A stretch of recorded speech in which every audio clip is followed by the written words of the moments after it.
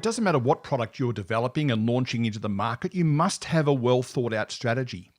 It's no different with a podcast. If you don't have a clear direction about what you're trying to achieve, it's very likely that you'll go around and around in circles.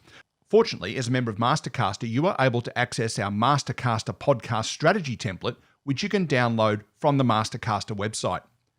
In this document, we've broken your strategy into a few key sections: your podcast justification, the structure, the logistics of recording, the promotion of your podcast, and if it's important to you, monetizing your podcast.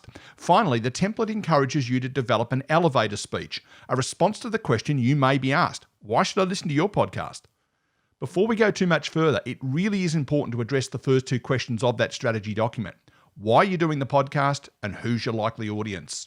If you can nail down your responses to these two basic yet critical questions, you're making a very good start to your strategy.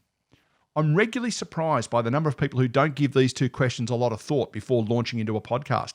Think about it for a moment. If you were going to open a cafe, you'd want to know why you're opening the cafe and who your target market is, wouldn't you? Why is developing a podcast any different?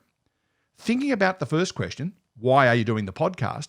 There are any number of reasons. Is it because you want to promote a product on behalf of your business? Is it because you have a great interest in a subject and you want to be able to share your passion and your knowledge of that subject?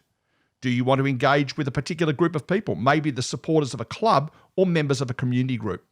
Whatever your reason, and there's no wrong answer to the question incidentally, you need to have it clearly in your mind before you think about anything else to do with your podcast. And who are you targeting as your audience? Is it a group of people you've already engaged with? For example, maybe your podcast is replacing an existing newsletter for your organization. Are you going to be looking to engage with a totally new group of people?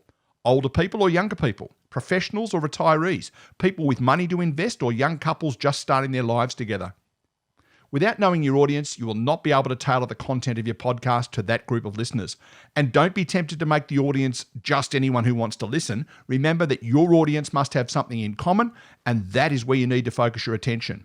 If you try to please too many people by making the content too general, you're almost certainly going to fail. Clarity of purpose and recognition of your likely audience are the building blocks upon which the rest of your strategy is built.